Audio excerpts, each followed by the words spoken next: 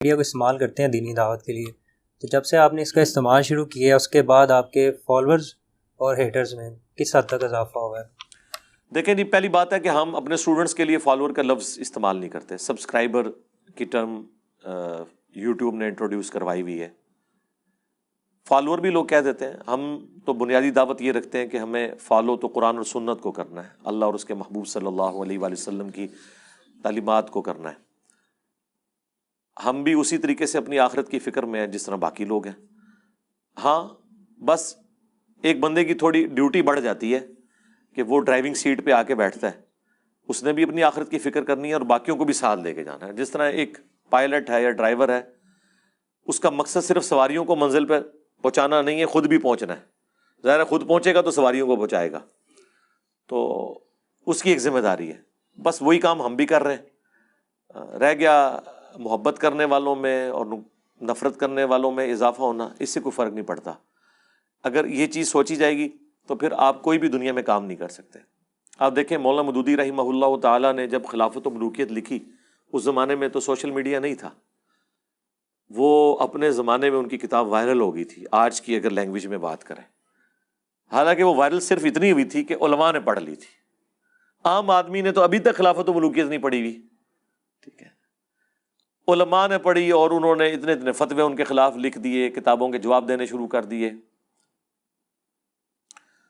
اس کو اگر کمپیئر کریں آپ ہماری اس دعوت حق سے، تو ہم نے تو وہ باتیں جو خلافت و ملوکیت میں لکھی تھیں اس میں ویلیو ایڈیشن کر کے بخاری اور مسلم سے وہ ساری کی ساری چیزیں پبلک کو بتا دی ہیں. اور بچے بچے کے موبائل میں وہ چیزیں موجود ہیں. آپ کہیں پہ چلے جائیں، عام بچے جنگ جمل صفین نہروان کو ڈسکس کر رہے ہیں. پہلے علماء نے ان چیزوں کے نام صرف کتابوں میں پڑھے ہوتے تھے، آگے تو پتہ ہی نہیں ہوتا تھا. ٹھیک ہے، میں ایک دفعہ اپنے آفس میں انٹر ہوا تو وہ جو سیکورٹی گارڈ تھے، ریٹائرڈ فوجی تھے، انہوں نے مجھے روک لیا اور مجھے کہنے لگے جی صاحب میں بھی آپ کا اسٹوڈنٹ ہوں. ایجڈ تھے. تو وہ کہتے ہیں دیکھیں یہ میرے موبائل میں آپ کا، میں رات کو وہ جنگ جمل والا دیکھ رہا تھا.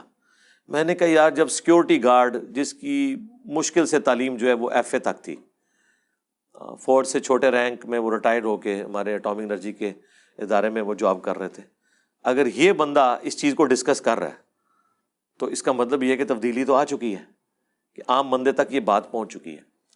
تو الحمدللہ یہ دعوت پھیل رہی ہے. اگر آپ یہ کہیں گے کہ نفرت میں اضافہ ہوا ہے تو یقیناً یہ دو پارٹیاں تو رہیں گی، اللہ کی پارٹی اور شیطان کی پارٹی. اس کو آپ نے نہیں دیکھنا. رسول اللہ صلی اللہ علیہ وآلہ وسلم کے مبارک زمانے میں جتنے لوگ آپ سے نفرت کرنے والے تھے نا، اس سے بہت زیادہ لوگ آج ان سے نفرت کرنے والے ہیں. تو اس کا یہ مطلب نہیں ہے کہ نبی الاسلام کی دعوت کو کوئی اس حوالے سے نقصان پہنچے گا. جو اہل حق ہیں وہ قبول بھی کریں گے. پچھلے 100 سالوں میں 60,000 کتابیں لکھی گئی ہیں رسول اللہ کے خلاف صلی اللہ علیہ وآلہ وسلم. آپ کی زندگی میں تو 60,000 کتابیں نہیں لکھی گئیں. آپ کو دنیا سے گئے ہوئے آلموسٹ 1400 سال ہو چکے ہیں اور آج اتنی کتابیں ان کے خلاف لکھی گئی ہیں. ان کے حق میں تو کم ہی کتابیں لکھی گئی ہیں، لیکن خلاف تو بہت زیادہ لکھی گئی ہیں. تو وہ شیطان کے ماننے والے اور رحمان کے ماننے والے، یہ دونوں پیرلل میں کشمکش جاری رہے گی. یہ تو قرآن میں بھی اللہ تعالیٰ نے فرمایا ہے کہ جب بھی ہم نے کسی پیغمبر کو بھیجا ہے تو اس کے مخالف جن اور انسانوں میں سے اٹھتے ہیں. یہ سلسلہ رہے گا. اگر آپ اس چیز کو دیکھنا شروع کریں گے تو پھر آپ ایک جگہ رک جائیں گے. آپ کا کام یہ ہے کہ آپ اپنے ناقدین کو اوپن مائنڈ ہو کے سنیں اور اپنی اصلاح کریں. پیغمبر کے کیس میں تو ہمیں یہ کہنے کی ضرورت نہیں، ظاہر ہے پیغمبر نے تو اپنی کوئی اصلاح نہیں کرنی. جہاں کہیں ان سے اجتہادی کوئی ایشو ہوگا اللہ تعالیٰ اس کی ریمیڈی کر دے گا. ہم چونکہ پیغمبر نہیں ہیں، مخالفین اگر کوئی اعتراض کرتے ہیں آپ اس کو لیں، اپنی ریمیڈی کریں. میرے خلاف بھی جب کوئی بات کرتا ہے تو میں ان چیزوں کو دیکھتا ہوں.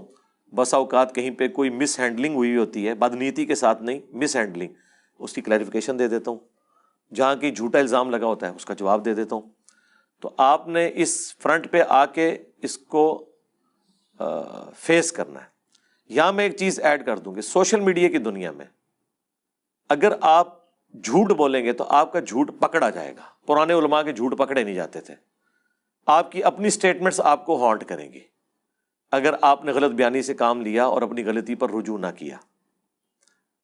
اور اگر آپ رجوع کر کے آگے چلیں گے تو ظاہر ہے انسان کا لرننگ پروسیس تو جاری رہتا ہے. میں نے ایک دفعہ میرے کسی ایک اسٹوڈنٹ نے مجھے مولانا الیاس قادری صاحب کے بارے میں بتایا کہ انہوں نے کہا ہے کہ جوتی اگر الٹی رکھی بھی ہو تو اسے سیدھا نہیں کرنا چاہیے.